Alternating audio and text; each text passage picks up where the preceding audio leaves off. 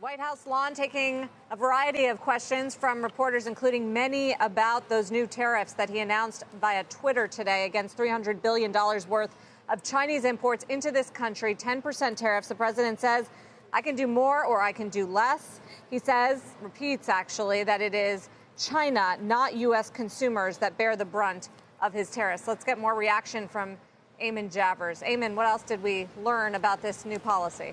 Yeah, Sarah, at the beginning of that tape, it was cut off just a little bit, so you couldn't quite hear the first exchange. The president there was asked if he was concerned about the multi-hundred-point stock market drop-off that we saw in the wake of his tweet on the China tariffs. He said no, he's not concerned about that. He said he expected it a little bit, and the reason why he expected it is he said people don't understand still what he's trying to do. The president, in effect, suggesting here that the market has misunderstood what he's doing, and that explains the sell-off after his tweet today. Also, later in the exchange, I asked him, why did he go for a 10% tariff rate? Why not a 25% tariff rate as he's done in the past? The president said, ultimately, he's starting at 10%. He could go up or down from here, depending on the Chinese reaction. He wants to leave himself some wiggle room.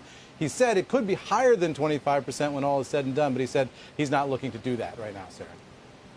Eamon, we mentioned earlier how he still referred to the president of China as his friend, kind of giving a glimmer of hope, as it were, about where this, what direction this heads from here. What were the comments during that 17 minutes there about President Xi specifically, and the prospect of whether we're going to get a deal or whether we're going to worsen from here?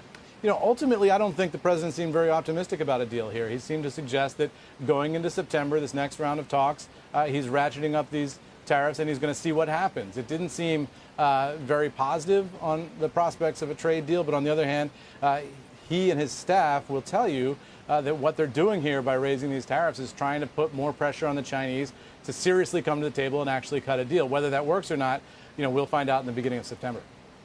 Yeah, he said, frankly, he's not going fast enough with regard to Xi. Eamon, thank you. Also, I should note that the U.S. Bank Arena in downtown Cincinnati, where the president is headed, and he made a big point of saying that it holds a lot of people, 17,500 seats. That's even more than he thought it held. So we'll see if he can fill it up.